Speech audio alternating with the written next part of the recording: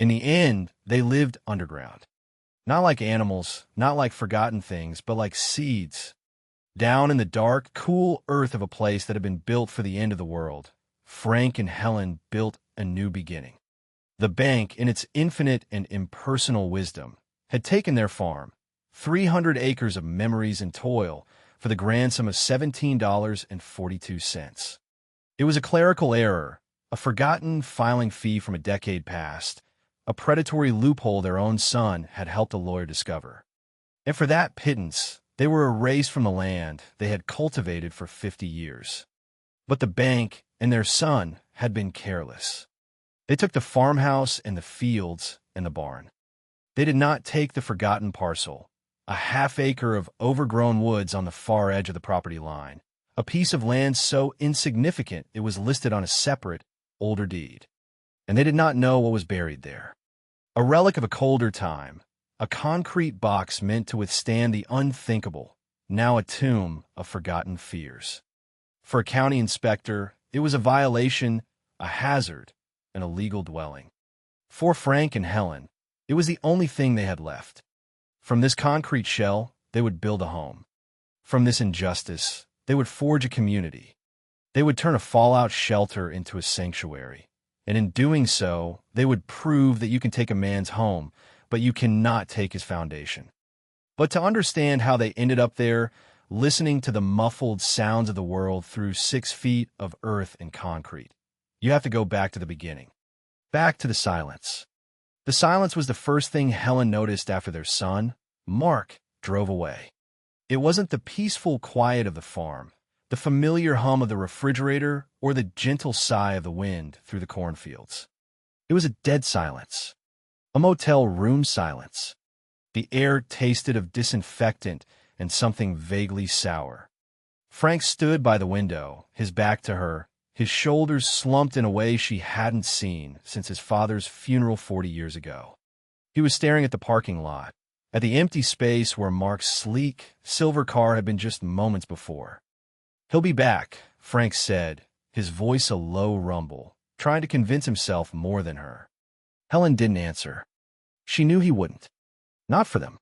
She smoothed the thin, polyester bedspread, the fabric rough beneath her tired fingers. 52 years of marriage. 2 children. A life built with calloused hands and careful ledgers. Frank was the builder, the farmer, the man who could fix anything with a bit of wire and sheer stubbornness. His hands, even now, looked like they were searching for a tool to hold, a problem to solve. She was the observer, the bookkeeper, the one who saw the patterns in the numbers and in people. She had balanced the farm's books to the penny for 5 decades. She had seen the subtle shifts in the market, the slow decline in their profits, the rising costs of everything. She had also seen the growing distance in their son. Mark had left the farm for college and never really come back. He worked in finance in a city of glass and steel. He spoke a different language now, one of leveraging assets and mitigating losses. To him, the farm wasn't a home. It was an underperforming asset. "It's for the best, Mom," he had said, his voice smooth and practiced, the same tone he probably used on his clients. "You can't keep up with the work. The debt is piling up. This is a clean break. A chance to relax. A clean break." It felt more like an amputation. The story he'd spun was plausible, full of concern and filial duty. He had found a buyer, a corporate agricultural firm. He said they had offered a fair price, enough to pay off the mortgage and set Frank and Helen up in a nice retirement community. He had brought them the papers to sign, page after page of dense legal text. Frank, whose eyesight wasn't what it used to be, had trusted him. Helen had hesitated. "Let me read them over, Mark. It's just standard stuff, Mom. The lawyers have been over it. We need to sign today to lock in the offer." He had smiled his charming, reassuring smile. The same smile he'd used as a boy when he'd broken her favorite vase. She had signed. They had packed a few suitcases, thinking they were going to look at apartments, a temporary stay at the motel while the sale closed. Mark had driven them here, to this soulless room on the edge of the highway. He had carried their bags inside. He had handed her an envelope with $5,000 in cash. "This should cover you for a while," he'd said, avoiding her eyes. And then he was gone. The truth, Helen had pieced together later, was far crueler than a simple sale. There was no corporate buyer. Mark had worked with a predatory lender. The papers they signed weren't a sales agreement. They gave him power of attorney. He had found a tiny, unpaid tax lien from years ago, $17.42 for a records filing fee they were never notified about. Instead of paying it, he had allowed it to go to auction. He had arranged for the lender, a shell corporation he was secretly involved with, to buy the entire farm for the price of a lien. A clean break. He had stolen their life's work for less than $20. The $5,000 was conscience money, a pittance to wash his hands of them. Days turned into a week. The silence in the motel room grew heavier. Frank tried calling Mark. No answer. He tried their daughter, Susan, who lived across the country. She was sympathetic but distant. "Mark knows business, Dad. Maybe it really was for the best. You guys deserve a rest." She didn't understand. Or she didn't want to. Rest was not something Frank knew how to do. His body was a machine built for labor, and now it was idle, rusting in the damp motel air. Helen watched their small pile of cash dwindle. Motel bills, takeout food, gas for their 20-year-old pickup truck. They went to the police. The officer at the desk was young, bored. He looked at their wrinkled faces and listened to their story with a polite, vacant expression. "It sounds like a civil matter, ma'am," he said to Helen. "You sign the papers. You'll need to hire a lawyer." A lawyer? With what money? They were adrift. Invisible. Two old people in a cheap motel, a story too complicated and too pathetic for anyone to care about. This was the low point. The bottom. Frank had started to shrink, to fade. He would sit in the lumpy armchair for hours, watching daytime television without seeing it. The powerful, capable man she had married was being hollowed out by inaction and betrayal. Helen knew that if they stayed here, they would die here. Not from hunger or illness, but from despair. She had to find something. A loose thread. A crack in the wall of their predicament. She was a bookkeeper. Her life was about finding the patterns, reconciling the accounts. This account was not reconciled. Something was missing. So she went to the public library. The air inside was cool and smelled of old paper and floor wax. It was quiet, but it was a living quiet, full of turning pages and soft footsteps. She sat at a public computer, the keyboard sticky beneath her fingers, and she began to dig. She started with the county property records. She looked up their old address. There it was.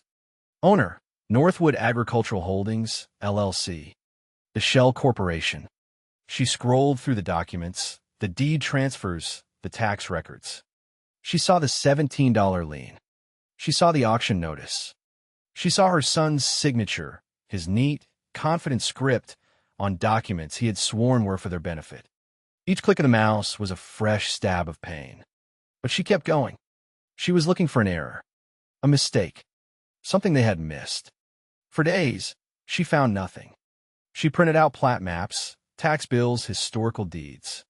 She spread them out on the motel room floor, creating a paper mosaic of their lost life. Frank watched her, his eyes dull. "What's the use, Helen? It's gone." "No," she said, her voice firm, though she felt anything but. "Something isn't right." It was on the fourth day, staring at a faded plat map from 1958, that she saw it. A small, rectangular parcel, separate from the main farm. Parcel 7B. Half an acre. It was on the very edge of their property, bordering state forest land. She had forgotten it even existed. It was a rocky, unusable piece of land her father-in-law had acquired in a trade for a tractor engine 60 years ago. It was overgrown with scrub pine and poison ivy. Worthless. But the deed was separate. She switched back to the county website, her heart starting to beat a little faster. She searched for Parcel 7B. And there it was. Owner, Franklin and Helen Miller. They had missed it. In their surgical theft, in their precise legal paperwork, they had missed half an acre of worthless woods. It was nothing. A statistical anomaly. A rounding error in their grand betrayal. but it was theirs. A flicker of something. Not hope, not yet, but something like defiance ignited in Helen's chest. She kept digging. Why was the parcel deeded separately? She cross-referenced the parcel number with historical county records. An old easement granted to the federal government in 1961. It was for national defense purposes. The easement had expired in 1990. What had they built there? She typed the parcel number into a broader search engine. Old newspaper articles popped up. A local story from 1962 about the Civil Defense Program. A grainy black and white photo of men in hard hats standing in front of a concrete opening in the ground. The caption read, "County officials inspect the new community fallout shelter, one of 12 constructed in the region. A fallout shelter, built to house 200 people in the event of nuclear war. Decommissioned in the late 1980s, stripped of its equipment and sealed. Forgotten. On their land. On the half-acre of land that was still, legally, theirs." Helen printed the article. She walked back to the motel, the flimsy piece of paper clutched in her hand like a winning lottery ticket. The sun was setting, casting long shadows across the asphalt. She felt its warmth on her face for the first time in weeks. She opened the door to their room. The television was still on, flickering blue light onto Frank's vacant face. She walked over and turned it off. The room plunged into silence. "Frank," she said, her voice steady. He blinked, slowly turning to look at her. She held out the plat map and the newspaper article. "We still own something." Frank took the papers. His brow furrowed as he read, his lips moving silently. He looked from the map to the article, then back again. For a long moment, he said nothing. Then he looked at her, and for the first time since they'd left the farm, she saw a spark in his eyes. A flicker of the man he used to be. The problem solver. The builder.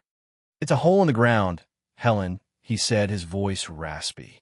"It's a foundation," she replied. He stared at the papers again, a slow smile spreading across his weary face. It was a grim smile, but it was a start. "Get your coat," he said, rising from the chair. "Where are we going?" "Home," he said. The drive was quiet. They didn't go near the main road to the farm, the one that passed the farmhouse where strangers now lived. Instead, Frank took a series of winding back roads, the truck's headlights cutting a tunnel through the darkness. He parked on the shoulder of a logging trail that bordered the state forest. "It should be in there," he said, pointing into the dense woods. They had a single flashlight. The beam danced across a wall of tangled undergrowth. The air was cool and smelled of damp earth and pine needles. It was the smell of home, but a wilder, untamed version of it. Frank pushed through the brush, holding branches back for Helen. Thorns snagged at their clothes. After 20 minutes of searching, they found it. A small clearing, dominated by a low, concrete structure, almost completely swallowed by vines and moss. It looked like an ancient tomb.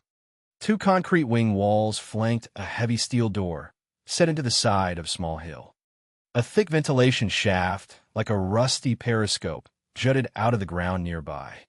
The door was secured with a massive, corroded padlock.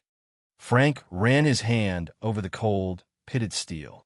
"It's still standing," he whispered, a note of awe in his voice. He shone the flashlight on the padlock. It was a formidable beast of a lock, a relic from an era when things were built to last forever. "We'll need bolt cutters," he said. "A big pair." This was the decision. The commitment. Standing there in the dark woods, looking at the sealed entrance to a forgotten tomb, they chose this strange, difficult path. They were not just opening a door, they were refusing to be buried. The next day, they used a chunk of their dwindling cash to buy the largest pair of bolt cutters the local hardware store had to sell. The young man at the counter raised an eyebrow. "Big project, something like that," Frank grunted. They returned to the woods. It took all of Frank's strength, his body braced against the concrete wall, to sever the thick shackle of the lock. The snap of the metal echoed in the quiet woods. The lock fell to the ground with a heavy thud. Now came the harder part. The door hadn't been opened in 30 years. Its hinges were frozen with rust. Frank wedged a crowbar into the seam, pulling with a grunt. The door didn't budge. He tried again, and again. Sweat beaded on his forehead, soaking the collar of his shirt. Helen watched, her heart aching for him. This was more than a door. It was a test. "Let me help," she said, putting her hands next to his on the crowbar. Together they pulled. A groan of tortured metal. A screech that set their teeth on edge. The door moved. An inch. It was enough. They worked the crowbar, gaining a few inches at a time, until the opening was wide enough to squeeze through. A wave of cold, musty air washed over them. It was the smell of trapped time, of stagnant water and decaying concrete. Frank shone the flashlight inside. A steep flight of concrete stairs descended into blackness. He took the first step, then another. Helen followed close behind, her hand on his shoulder. At the bottom of the stairs, they found themselves in a large, cavernous room. The flashlight beam cut through the darkness, revealing concrete walls, floor, and ceiling. The air was thick and heavy. The place was vast, much bigger than they had imagined. It had been stripped bare, as the article said. Wires hung from the ceiling where light fixtures used to be. Patches of discoloration on the walls marked the spots where bunks had been bolted. In one corner, a series of smaller rooms branched off, a kitchen, a medical bay, bathrooms, all just empty concrete shells. A layer of fine dust covered everything. In the center of the main room, a puddle of water gleamed in the flashlight's beam, fed by a slow drip from a crack in the ceiling. Drip, drip, drip. The only sound. "It's a mess," Frank said, his voice flat. "It's solid," Helen corrected him gently. "The walls are dry mostly. The foundation is sound." She ran her hand along a wall. Cold, rough concrete. But it was theirs. This was the first act of taking agency. Frank, the doer, began to assess the space not as a ruin, but as a project. He was a builder again. His mind started working, seeing not what was, but what could be. "That leak needs patching first," he said, his voice already stronger. "The electrical panel is shot, but the conduit is still here. We could run new wires. There's a wellhead marked on the old plans. If we can get the pump working, we'll have water." He moved through the space, his steps sure and purposeful. He was mapping it out, deconstructing the challenge into a series of manageable tasks. This was the language he understood. The work began. They spent their days in the cool, subterranean twilight and their nights in the stuffy motel room. They bought buckets of hydraulic cement and patched the leak in the ceiling. Frank spent 2 days meticulously cleaning the rusted electrical panel, salvaging what he could, his gnarled fingers surprisingly nimble with the delicate components. He ran a single line from the panel to a bare bulb socket in the center of the main room. They powered it with a small gas generator they bought secondhand, its chugging engine a jarring intrusion in the quiet woods. The moment he flipped the switch was momentous. A single, naked bulb flickered to life, casting a weak, yellow glow over the cavernous space. It was a feeble light, but it pushed back the oppressive darkness. For the first time, they could see the whole room at once. Its scale, its potential. Helen looked at Frank's face, illuminated by the light he had created. He was smiling. A real, genuine smile. It was the most beautiful thing she had ever seen. Their money was almost gone. The generator drank gasoline. They needed materials, lumber, wiring, plumbing supplies. They needed help. Helen remembered the hardware store where they'd bought the bolt cutters. It was an old place, run by a man who looked as old as the building itself. His name was Gus. They drove there in the pickup. Gus was behind the counter, a pair of dusty spectacles perched on the end of his nose. He recognized them. "Find a use for those cutters?" he asked, a twinkle in his eye. Frank nodded, opened a door. Helen laid out their situation. She didn't plead or beg. She stated the facts simply and directly. She told him about their farm, about their son, about the fallout shelter. She showed him the deed to Parcel 7B. Gus listened patiently, polishing a wrench with an old rag. When she was finished, he was silent for a long time. He looked at Frank's hands, at the calluses and scars that told the story of a lifetime of hard work. He looked at Helen's face, at the quiet determination in her eyes. He was a man of their generation. He understood what it meant to build something and have it taken away. "What do you need?" he asked, his voice gruff. Frank handed him a list. Lumber, copper pipe, a small water pump, breakers for the panel. Gus looked it over. "This is a few $1,000s worth of material," he said. "We can pay you back," Helen said quickly. "We just need some time." Gus took off his glasses and wiped them. "I'm not a bank," he said. Helen's heart sank. "But," he continued, putting his glasses back on, "I know good stock when I see it, both in lumber and in people." He turned and walked into the back of the store. "I've got some reclaimed lumber from a church demolition. It's solid oak, better than anything you can buy new. You can have it for a quarter of the price." He pointed to a shelf of plumbing supplies. "Got a pump here somebody returned. Nothing wrong with it, just scratched. Can't sell it as new." It wasn't charity. It was a professional courtesy, an act of solidarity from one builder to another. Gus became their first ally. He extended them a line of credit, based on nothing more than a handshake and his own judgment of their character. "Pay me when you can," he said, as he helped Frank load the truck. "And Frank," he added, clapping him on the shoulder, "don't let the bastards grind you down." With materials and a renewed sense of purpose, the project accelerated. They moved out of the motel. Their first room was a small space Frank framed out in a corner of the main chamber. They had 2 cots, a camping stove, and a cooler. It was Spartan, but it was theirs. The air was always cool and damp, and the silence was absolute, broken only by the hum of the generator outside. Frank worked on the well. The original shelter had a deep, bored well, and the pump was housed in a small utility closet. It was a rusted, seized-up mess. It took him a week of patient, frustrating work, soaking the parts in oil, tapping them with a hammer, slowly coaxing them back to life. Helen would bring him coffee, watching him work with a focused intensity she hadn't seen in years. He was rebuilding himself along with the pump. The day he got it working was another triumph. The pump coughed and sputtered, then caught, drawing water up from deep within the earth. Clear, cold water gushed from a pipe into a bucket. They had running water. Helen laughed, a sound of pure joy that echoed in the concrete space. It was the first time she had laughed in months. The work created a rhythm. Frank built. He framed more rooms, creating a small, functional apartment within the larger cavern.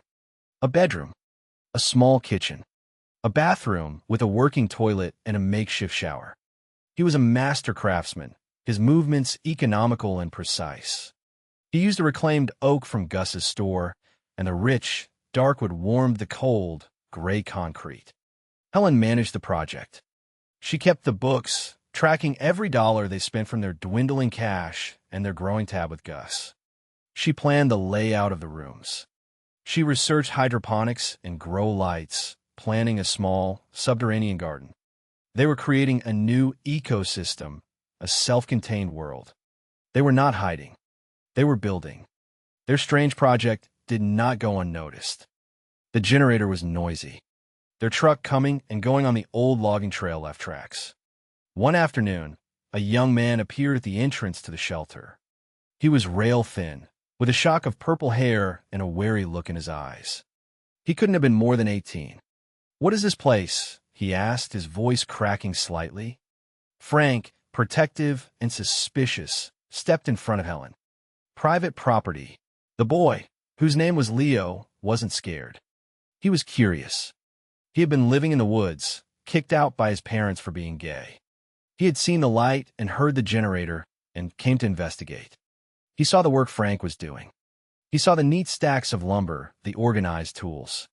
He saw the small, defiant home they were carving out of the darkness. "I can help," Leo said. "I'm a hard worker." Frank was hesitant, but Helen saw the desperation in the boy's eyes. She saw another person discarded by their family. A kindred spirit. "We can't pay you," Helen said. I don't need pay, Leo said. Just a place to stay. A roof. He looked at the concrete ceiling. A really solid roof. Leo became their second ally and their first resident.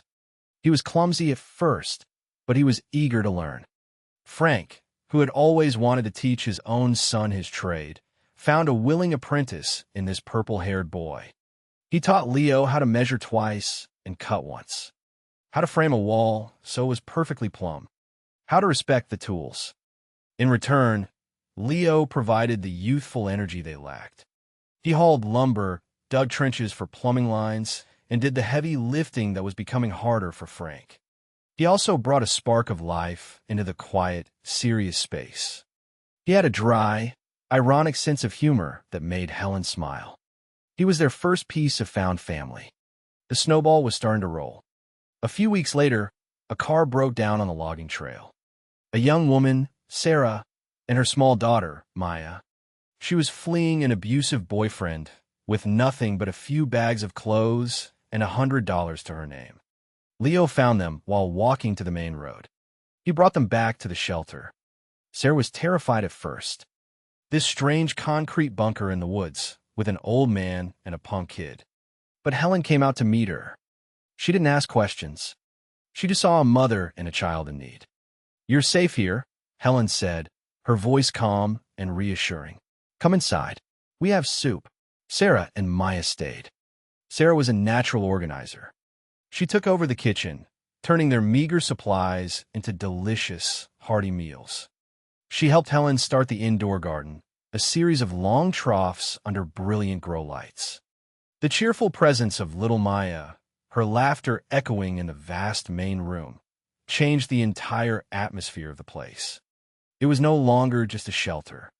It was becoming a home, a community. The project grew. With more hands, the work went faster.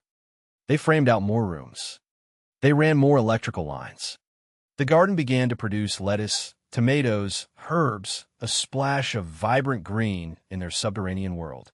They were building a new, functional order, a self-sustaining system born from resilience. Gus, from the hardware store, would visit occasionally, bringing supplies and marveling at their progress. He started telling people about them. The story of the old couple who lost their farm and were building a new life underground became a local legend. People started to help. A retired electrician showed up one day and offered to inspect Frank's wiring free of charge. A plumber helped them install a proper water heater. Someone dropped off a used refrigerator. A local church donated canned goods and blankets. It was a quiet, grassroots movement of kindness. They were no longer invisible, but their visibility came with a price. The world they had left behind was about to come crashing in. It started with a man in a crisp white shirt and a county-issued vehicle. His name was Mr. Thompson, and he was a code enforcement officer. He had a clipboard and a perpetually sour expression. He had received an anonymous complaint. Helen knew instantly who it was from. Mark. Their son must have found out that his discarded parents had not withered away in a motel room. He had tried to erase them, and they had refused to disappear. Thompson was unimpressed with their work. "This is an unpermitted dwelling," he said, his voice flat and bureaucratic. "This structure is not zoned for residential use. It's a public health hazard." He walked through their home, making notes on his clipboard. He saw their neatly framed rooms, their working kitchen, their thriving garden. He didn't see a home. He saw a list of violations. Improper ventilation, uncertified electrical work, lack of a secondary egress. He taped a large, orange condemnation notice to their steel door. They had 30 days to vacate the premises. After that, the county would seal the entrance permanently. The piece of paper was a death sentence for their new life. The mood in the shelter turned grim. The hopeful energy they had built was replaced by a familiar despair. Sarah was quiet, her face pale with worry. Leo was angry, kicking at a concrete wall in frustration. Frank sat at the kitchen table, his shoulders slumped again, the light gone from his eyes. "He's right," Frank said, his voice defeated. "It's just a hole in the ground. We were fooling ourselves." Helen looked at the faces of her new family. This small, broken group of people who had found a sanctuary here. She thought of the motel room, the dead silence, the invisibility. She would not go back there. No, she said, her voice ringing with a strength that surprised even herself. We are not finished. This was the new threat. The system. An impersonal force of rules and regulations that threatened to undo everything they had built. But this time, they were not alone. Helen called Gus. He came that evening, along with the retired electrician, Bill, and the plumber, a man named Dave. They sat around the kitchen table, looking at the condemnation notice. Thompson is a stickler, Gus said, but he's not unreasonable. He goes by the book. So we get the book, Helen said. The community rallied. Bill, the electrician, went over Frank's wiring again, drawing up a proper schematic that would meet county code. Your husband does better work than half the licensed guys in this town, he told Helen. Dave helped them design a proper ventilation system, using the existing shafts. Leo and Frank spent a week drilling through a concrete wall to install a second exit, a steel ladder leading up to a hatch on the surface. Gus found a loophole in the county zoning laws. The property was never officially zoned. As a former federal installation, it existed in a legal gray area. If they could bring the structure up to residential code, they could petition to have it zoned as a single-family dwelling. It was a long shot, but it was a shot. They worked with a frantic energy. The whole community pitched in. Sarah organized the work crews. Leo did the most dangerous, difficult jobs with a fearless determination. Even little Maya helped, carrying small tools and supervising the work. They were a well-oiled machine, powered by desperation and a shared sense of purpose. As the 30-day deadline approached, another visitor arrived. A sleek, silver car, just like the one that had dropped them at the motel. Mark. He stood at the entrance, dressed in an expensive suit that looked ridiculously out of place in the woods. His face was a mask of anger and disbelief. What is this? He demanded, gesturing at their home. What are you doing? You're embarrassing me. Helen met him at the door. She was calm. This is our home, Mark, she said simply. It's a sewer, he sneered, living underground with a bunch of freaks. I gave you money. I set you up to have a comfortable life. You left us in a motel room to die, Frank said, his voice low and dangerous, as he came to stand beside Helen. Mark flinched. I did what was best for the asset, he said, his voice cold. The farm was failing. You were drowning in debt. I saved its value. It wasn't an asset, Helen said, her voice level, but each word a carefully placed stone. It was our life. It was your home. It was the place your father taught you how to ride a bike, and the place where I patched up your scraped knees. He looked away, unable to meet her gaze. The county is shutting this place down, he said. It's for your own good. I found a nice facility for you. You'll be taken care of. Taken care of. Put away. Erased. No, Helen said. What? No, she repeated, her voice unwavering. We are not going with you. These people, she said, gesturing back into the shelter where Leo and Sarah were watching, are our family now. They were here when we needed someone. You were not. The rejection hit him like a physical blow. He saw that he had no power here. His money, his smooth words, his veneer of concern, they meant nothing. He had come to fix the problem of his embarrassing parents, and instead, he had found them stronger and more independent than ever. You're insane, he sputtered, his composure cracking. You're choosing this. This hole. Over your own son. You made your choice a long time ago, Mark, Helen said quietly. Now we're making ours. She turned and walked back inside, Frank beside her. They closed the heavy steel door, leaving him alone in the woods. The final test came on the 30th day. Mr. Thompson arrived, clipboard in hand, ready to finalize the condemnation. The entire community was there, standing silently as he began his inspection. He checked the new electrical panel, tracing the neat lines of conduit Bill and Frank had installed. He measured the airflow from the new ventilation system. He climbed the ladder to the emergency exit, testing the hatch. He inspected the plumbing, the fire extinguishers, the smoke detectors. He made notes on his clipboard, his face unreadable. Helen watched him, her hands clasped together so tightly her knuckles were white. Everything depended on this. After an hour, Thompson finished his inspection. He stood in the center of the main room, looking around at the warm, wooden rooms, the vibrant green garden, the faces of the people who called this place home. He tapped his pen on his clipboard. "Well," he said, drawing out the word. The silence was deafening. According to Section C, subsection 4 of the County Building Code, a subterranean dwelling requires a geotechnical survey to ensure structural stability. A collective groan went through the small crowd. That would cost thousands of dollars they didn't have. However, Thompson continued, a small, almost imperceptible smile playing on his lips. "I happen to have the original federal survey from 1961 right here."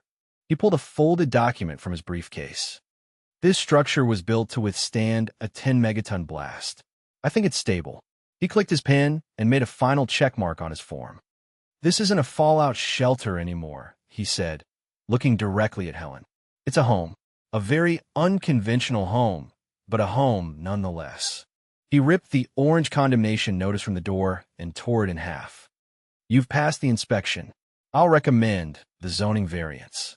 A wave of cheers and applause erupted in the concrete chamber. Sarah hugged Helen. Leo clapped Frank on the back. Mr. Thompson, the bureaucratic antagonist, had become an unlikely ally. He had followed the book, and the book, in the end, had set them free. The aftermath was swift. The story, which had been a local curiosity, became a regional news sensation. Couple loses farm, builds new life in Cold War bunker. Reporters came. The television cameras showed the world what they had built. The public response was overwhelming. Donations poured in. Offers of help, of materials, of legal services. The story of their son's betrayal came out. Mark became a pariah. His firm fired him. The lender he had partnered with came under investigation. Justice was served, not through a courtroom, but through the court of public opinion. It was a quiet, satisfying vindication. With the donations, they paid back Gus in full. They bought the materials to finish the shelter properly, to expand it, to make it more comfortable. They were no longer just surviving. They were thriving. The new normal was peaceful. The shelter, which they now called the Foundation, became a legitimate, if eccentric, home. Leo got his GED and started taking online courses in engineering, inspired by Frank's work. Sarah got a job in town, and Maya started school. More people came. Other lost souls, other discarded people. An elderly veteran who had lost his home. A young couple who couldn't afford the sky-high rents in town. The foundation grew not just in size, but in spirit. Frank and Helen were the quiet, unassuming center of it all. They had not set out to build a community. They had only tried to build a home for themselves. But in doing so, they had created a place of belonging for others. One day, a letter arrived. It was from their daughter, Susan. She had seen a news story.